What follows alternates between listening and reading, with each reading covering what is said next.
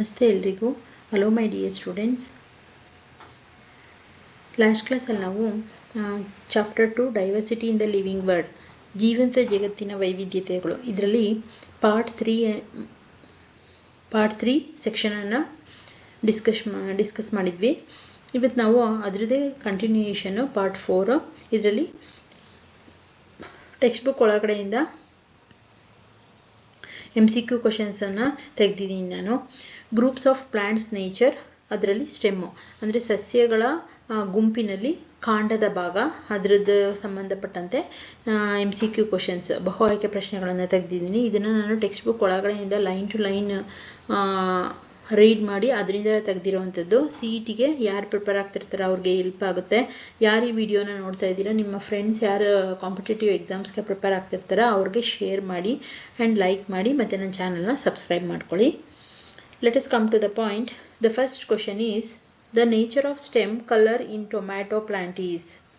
ಹಾಗಂದರೆ tomato ಸಸ್ಯದಲ್ಲಿ ಕಾಂಡದ ಗುಣಲಕ್ಷಣ ಏನು, ಅದರ colour ಯಾವುದಾಗಿರುತ್ತೆ.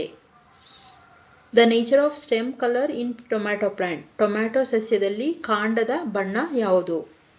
Option A green, option B black, option C brown, option D red. ಕಾಂಡ ಹಸಿರಾಗಿರುತ್ತಾ, ಕಪ್ಪಾಗಿರುತ್ತಾ, ಕಂದು ಬಣ್ಣದಾಗಿರುತ್ತಾ ಅಥವಾ ಕೆಂಪು ಬಣ್ಣದಾಗಿರುತ್ತಾ ಅಂತ ಆನ್ಸರ್ ಮಾಡಬೇಕು. ಆದಷ್ಟು ನೀವು ಆನ್ಸರ್ ಮಾಡಿ. ನೆಕ್ಸ್ಟ್ ಕ್ಲಾಸಲ್ಲಿ ನಾನು ಇದಕ್ಕೆ ಕೀ ಆನ್ಸರ್ಸನ್ನು ಕೊಡ್ತೀನಿ, ಸರಿ ಇದೆಯಾ ಅಂತ ಒಂದ್ಸರಿ ಚೆಕ್ ಮಾಡ್ಕೊಳ್ಳಿ. Okay, next we go for second question. The nature of stem colour in mango trees. ಅದೇ ಥರ ಮಾವಿನ ಹಣ್ಣಿನ ಮರದ ಕಾಂಡದ ಬಣ್ಣ ಯಾವುದು ಅಂತ.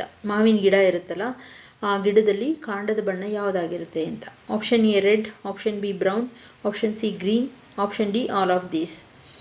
ಕೆಂಪು ಬಣ್ಣದಾಗಿರುತ್ತಾ, ಕಂದು ಬಣ್ಣದಾಗಿರುತ್ತಾ ಅಥವಾ ಹಸಿರು ಬಣ್ಣದಾಗಿರುತ್ತಾ ಅಥವಾ ಈ ಎಲ್ಲ ಬಣ್ಣಗಳನ್ನು ಒಳಗೊಂಡಿರುತ್ತಾ ಅಂತ ಬರಿಬೇಕು. ಮ್ಯಾಂಗೋ ಗಿಡದಲ್ಲಿ ಕಾಂಡದ ಭಾಗ, stem colour. Next we go for third question. In tomato appearance of branches in close to the ground. Tomato ಗಿಡದಲ್ಲಿ ಬ್ರಾಂಚಸ್ ಅಂದರೆ ಕೊಂಬೆಗಳು ನೆಲಕ್ಕೆ ಹತ್ತಿರವಾಗಿ ಇರುತ್ತಾ ಅಂತ. Option A no, option B near, option C far, option D yes. ಅದು ಆಗಿರುತ್ತಾ ಇಲ್ವಾ ಅನ್ನೋದಕ್ಕೆ ನೋ ಅಂತ ಆಪ್ಷನ್ ಇದೆ, ಇಲ್ಲ ಅಂತ. ನಿಯರ್ ಅಂದರೆ ಹೌದು ಹತ್ತಿರವಾಗಿರುತ್ತೆ, ಫಾರ್ ಅಂದರೆ ಇಲ್ಲ ದೂರವಾಗಿರುತ್ತೆ, ಆಪ್ಷನ್ ಡಿ ಎಸ್ ಅಂದರೆ ಹೌದು ಅಂತ. ಇದರಲ್ಲಿ ಯಾವುದು ಅಂತ ನೀವು ಟೆಕ್ಸ್ಟ್ ಬುಕ್ಕನ್ನು ರೆಫರ್ ಮಾಡಿ ಆನ್ಸರ್ ಮಾಡೋದಕ್ಕೆ ಟ್ರೈ ಮಾಡಿ. Okay, next we go for fourth question. Appearance of branches in mango tree is higher upon the stem is. ಇಲ್ಲಿ ಟೊಮ್ಯಾಟೊ ಗಿಡದಲ್ಲಿ ಬ್ರಾಂಚಸ್ಸು ಕ್ಲೋಸ್ ಆಗಿರುತ್ತಾ ಅಂತ ಕೇಳಿದ್ದಾರೆ. ಇಲ್ಲಿ ಸ್ಟೆಮ್ ಯಾವ ಥರ ಇರುತ್ತೆ ಅಂತ. Mango tree is higher upon the stem is. Mango ಗಿಡದಲ್ಲಿ ಕಾಂಡ ಮೇಲ್ಭಾಗದಲ್ಲಿ ಇರುತ್ತಾ, ಆ ಗಿಡದ ಮೇಲ್ಭಾಗದಲ್ಲಿ. ಹೈಯರ್ ಅಪಾನ್ ಅಂದರೆ ಆ ಗಿಡದ ಮೇಲ್ಭಾಗದಲ್ಲಿ ಇರುತ್ತಾ ಅಂತ. Option A yes, option B no, option C not near, option D not far. ಅಂದರೆ ಹೌದು ಹತ್ತಿರವಾಗಿರುತ್ತೆ, ಇಲ್ಲ ಹತ್ತಿರವಾಗಿರಲ್ಲ, ಇಲ್ಲ ತುಂಬ ದೂರದಲ್ಲಿರುತ್ತೆ, ಇಲ್ಲ ತುಂಬ ಹತ್ತಿರದಲ್ಲಿರಲ್ಲ. ಇದಿಷ್ಟು 4 ಆಪ್ಷನ್ ಇದೆ. ಇದರಲ್ಲಿ ಯಾವುದು ಅಂತ ಆನ್ಸರ್ ಮಾಡಿ. Next we go for fifth question. Some plants grow really tall, hard, thick, brown and woody stem. These plants are called. ಅಂದರೆ ಕೆಲವೊಂದು ಸಸ್ಯಗಳು ತುಂಬ ಉದ್ದವಾಗಿರ್ಬೋದು, ತುಂಬ ಗಟ್ಟಿಯಾಗಿರ್ಬೋದು, ತುಂಬ ದಪ್ಪವಾಗಿರ್ಬೋದು, ಅಥವಾ ಕಂದು ಬಣ್ಣದಾಗಿರ್ಬೋದು, ಅಥವಾ ಮರದ ಆಕಾರದಲ್ಲಿರ್ಬೋದು ಈ ಸ್ಟೆಮ್ಗಳು. ಈ ಎಲ್ಲ ಪ್ಲ್ಯಾಂಟ್ಸ್ಗಳನ್ನು ನಾವೇನಂತ ಕರಿತೀವಿ, ಈ ಸ್ಟೆಮ್ನ ಭಾಗ. ಕೆಲವೊಂದು ಗಿಡದಲ್ಲಿ ಸ್ಟೆಮ್ನ ಭಾಗ ಅಂದರೆ ಕಾಂಡದ ಭಾಗ ಉದ್ದ ಇರ್ಬೋದು, ಗಟ್ಟಿ ಇರ್ಬೋದು, ದಪ್ಪ ಇರ್ಬೋದು, ಕಂದು ಬಣ್ಣದಾಗಿರ್ಬೋದು, ಅಥವಾ ತುಂಬ ಗಡಸಾಗಿರ್ಬೋದು, ಉಡ್ಡಿ. ಈ ಎಲ್ಲ ಲಕ್ಷಣಗಳನ್ನು ಹೊಂದಿದ್ರೆ ಅದನ್ನು ಏನಂತ ಕರಿತೀವಿ. Option A climbers, option B shrubs, option C trees, option D herbs. ಈ 4ರಲ್ಲಿ ಯಾವುದಾಗಿರುತ್ತೆ ಅಂತ. ಇಲ್ಲಿ ಕ್ಲೈಂಬರ್ಸ್ ಅಂದ್ರೇನು, ಆಪ್ಷನ್ ಎ ಕ್ಲೈಂಬರ್ಸ್ ಅಂತ ಇದೆ ಅಲ್ವಾ.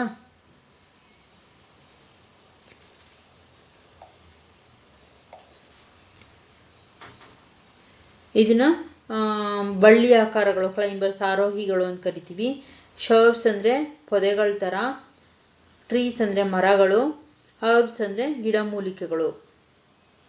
ಈ 4ರಲ್ಲಿ ಯಾವುದು ಅಂಥವುಗಳನ್ನು ಈ ಥರ ಒಡ್ಡಿ ಆಡ್ ಸ್ಟೆಮ್ ಇದ್ದರೆ ಯಾವ ಕ್ಲೈಂಬರ್ಸ್ ಅಂತ ಕರಿತೀವ, ಅಥವಾ ಬಳ್ಳಿ ಆಕಾರದಲ್ಲಿದ್ದರೆ ಕ್ಲೈಂಬರ್ಸ್ ಅಂತೀವಿ. ಶರ್ಬ್ಸ್ ಅಂದರೆ ಗಿಡದ ಆಕಾರದಲ್ಲಿದ್ದರೆ, ಟ್ರೀಸ್ ಅಂದರೆ ಮರ, ಹರ್ಬ್ಸ್ ಅಂದರೆ ಸಣ್ಣ ಹುಲ್ಲಿನ ರೀತಿಯಲ್ಲಿರೋದು. ಈ 4ರಲ್ಲಿ ಯಾವುದು ಈ ಮೇಲಿನ ಗುಣಲಕ್ಷಣಗಳನ್ನು ಹೊಂದಿರುವಂತಹ ಕಾಂಡದ ಭಾಗ ಆಗಿರುತ್ತೆ ಅಂತ ಆನ್ಸರ್ ಮಾಡಬೇಕು. Next we go for 6th question. Herbs are usually, ಈ ಹುಲ್ಲಿನ ರೀತಿಯಲ್ಲಿರುತ್ತಲ್ಲ ಅವುಗಳನ್ನ ಹರ್ಬ್ಸ್ ಅಂತೀವಿ. ಹರ್ಬ್ಸ್ ಆರ್ ಯೂಶಲಿ, ಅದರ ಗುಣಲಕ್ಷಣ ಏನು?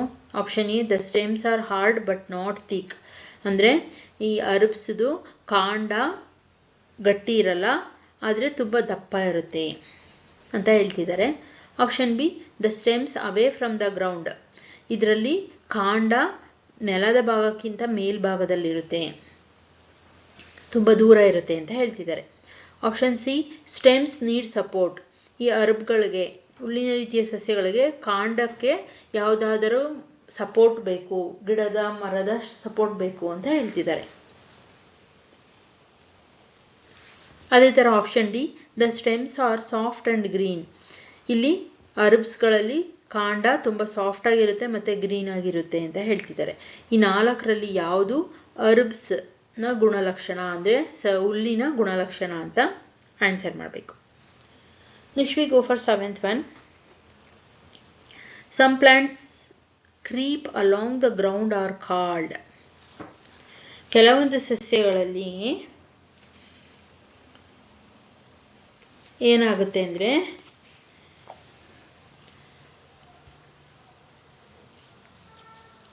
ಗ್ರೌಂಡ್ ಹತ್ರ ಇರುತ್ತೆ. ಕ್ರೀಪ್ ಅಂದರೆ ತುಂಬ ಹತ್ತಿರವಾಗಿರುತ್ತೆ ಬಳ್ಳಿಗಳು. ಅಂಥವುಗಳನ್ನು ಏನಂತ ಕರಿತೀವಿ? Climbers, creepers, herbs, shrubs. Climbers ಅಂದರೆ ಬಳ್ಳಿಗಳು, ಕ್ರೀಪರ್ಸ್ ಅಂದರೆ ನೆಲದ ಮೇಲೆ ಹಬ್ಬಿರುವಂಥದ್ದು, ಅವನ್ನ ಕ್ರೀಪರ್ಸ್ ಅಂತೀವಿ. ಹರ್ಬ್ಸ್ ಹುಲ್ಲಿನ ರೀತಿಯಲ್ಲಿರುವಂಥದ್ದು, ಶರ್ಬ್ಸ್ ಅಂದರೆ ಗಿಡಗಳು. ಓಕೆ, ಇವನ್ನ ಕ್ರೀಪರ್ಸ್ ಅಂದರೆ ಬಳ್ಳಿಗಳು, ನೆಲದ ಮೇಲೇ ಹಬ್ಕೊಂಡು ಹೋಗಿರುವಂತಹ ಬಳ್ಳಿಗಳು. ಈ 4ರಲ್ಲಿ ಯಾವುದು? Okay, next we go for 8th question. The stems are hard but not as thick as a tree. These plants are called. ಇಲ್ಲಿ ಏನಂತ ಹೇಳ್ತಿದ್ದಾರೆ, ಕೆಲವೊಂದು ಸಸ್ಯಗಳಲ್ಲಿ ಕಾಂಡ ತುಂಬ ಗಟ್ಟಿ ಇರುತ್ತೆ, ಆದರೆ ಗಿಡದ ರೀತಿಯಲ್ಲಿ ದಪ್ಪ ಇರೋದಿಲ್ಲ, ತಿಕ್ಕಿರೋದಿಲ್ಲ. ಅಂತಹ ಸಸ್ಯಗಳನ್ನು ಏನಂತ ಕರಿತೀವಿ? ದ ಸ್ಟೆಮ್ಸ್ ಆರ್ ಹಾರ್ಡ್, ಕಾಂಡ ಗಟ್ಟಿ ಇರುತ್ತೆ, ಬಟ್ ನಾಟ್ ಆಸ್ ಥಿಕ್ ಅಂದರೆ ದಪ್ಪ ಇರೋದಿಲ್ಲ. ಆಸ್ ಎ ಟ್ರೀ ಥರ, ಮರಗಳಲ್ಲಿರೋ ಥರ ದಪ್ಪ ಇರೋದಿಲ್ಲ. ಅಂತಹ ಗಿಡಗಳನ್ನು ಏನಂತ ಕರಿತೀವಿ? Option A shrubs, option B trees, option C herbs, option D climbers. ಇಲ್ಲಿ ಶರ್ಬ್ಸ್ ಅಂದರೆ ಗಿಡಗಳು, ಟ್ರೀಸ್ ಅಂದರೆ ಮರಗಳು, ಹರ್ಬ್ಸ್ ಅಂದರೆ ಹುಲ್ಲಿನ ರೀತಿಯ ಸಸ್ಯಗಳು, ಕ್ಲೈಂಬರ್ಸ್ ಅಂದರೆ ಬಳ್ಳಿಗಳು ಅಥವಾ ಆರೋಹಿಗಳು ಅಂತ ಕರೀತಾರೆ. ಇದನ್ನು ಕ್ಲೈಂಬ್ ಮಾಡ್ಕೊಂಡು ಗೋಡೆ ಮೇಲೆ ಹಬ್ಬುವಂತಹ ಬಳ್ಳಿಗಳು, ಒಂದು ಮರದಲ್ಲಿ ಇನ್ನೊಂದು ಬಳ್ಳಿ ಹಬ್ಬುವಂತಹದನ್ನು ಕ್ಲೈಂಬರ್ಸ್ ಅಂತೀವಿ. ಓಕೆ, ಈ 4ರಲ್ಲಿ ಯಾವುದು ಅಂತ ಆನ್ಸರ್ ಮಾಡಬೇಕು. ಅದೇ ಥರ 9th one. Some plants with weak stems need support to climb and grow called. ಕೆಲವೊಂದು ಸಸ್ಯಗಳು ಏನಪ್ಪ ಅಂದರೆ ವೀಕ್ ಸ್ಟೆಮ್ಮನ್ನು ಹೊಂದಿರುತ್ತೆ, ತುಂಬ ಬಲಹೀನವಾದಂತಹ ಕಾಂಡಗಳನ್ನು ಹೊಂದಿರುತ್ತೆ. ಅದಕ್ಕೆ ಸಪೋರ್ಟ್ ಬೇಕು. ಏನಕ್ಕೆ? ಹತ್ತೋದಕ್ಕೆ. ಟು ಕ್ಲೈಂಬ್ ಆ್ಯಂಡ್ ಗ್ರೋ, ಬೆಳೆಯೋದಕ್ಕೆ. ಅದು ಹತ್ತಿ ಬೆಳೆಯೋದಕ್ಕೆ ಸಪೋರ್ಟ್ ಬೇಕಾಗಿರುತ್ತೆ. ಕೆಲವೊಂದು ಕಾಂಡಗಳು ತುಂಬ ವೀಕ್ ಇರೋದ್ರಿಂದ ಅಂಥವುಗಳನ್ನು ಏನಂತ ಕರಿತೀವಿ? Option A creepers, option B climbers, option C herbs, option D trees. Option A creepers ಅಂದರೆ ಬಳ್ಳಿಗಳು, ಕ್ಲೈಂಬರ್ಸ್ ಅಂದರೆ ಆರೋಹಿಗಳು, ಆಪ್ಷನ್ ಸಿ ಹರ್ಬ್ಸ್ ಹುಲ್ಲಿನ ರೀತಿಯಾದಂಥ ಸಸ್ಯಗಳು, ಟ್ರೀಸ್ ಅಂದರೆ ಮರಗಳು. ಈ 4ರಲ್ಲಿ ಯಾವುದು ಅಂತ ಆನ್ಸರ್ ಮಾಡಬೇಕು. Next we go for 10th question. Example for herbs is. ಹರ್ಬ್ಗಳಿಗೆ ಇಲ್ಲಿ ಹರ್ಬ್ಸ್ ಅಂದರೆ ಗಿಡಮೂಲಿಕೆ ಸಸ್ಯಗಳು ಅಂತಿದೆ. ಸಣ್ಣ ಹುಲ್ಲಿನ ರೀತಿಯ ಸಸ್ಯಗಳನ್ನು ಹರ್ಬ್ಸ್ ಅಂತೀವಿ. ಅವುಗಳಿಗೆ ಉದಾಹರಣೆ ಯಾವುದು ಅಂತ ಹರ್ಬ್ಸ್ಗೆ? Option A tomato, option B guava, option C pomegranate, option D mango. ಈ ನಾಲ್ಕರಲ್ಲಿ ಯಾವುದು? ಟೊಮ್ಯಾಟೊ ಸಸ್ಯನ, ಗುಯಾಬಾನ, ಪೊಮೊಗ್ರನೇಟ, ಮ್ಯಾಂಗೋನ?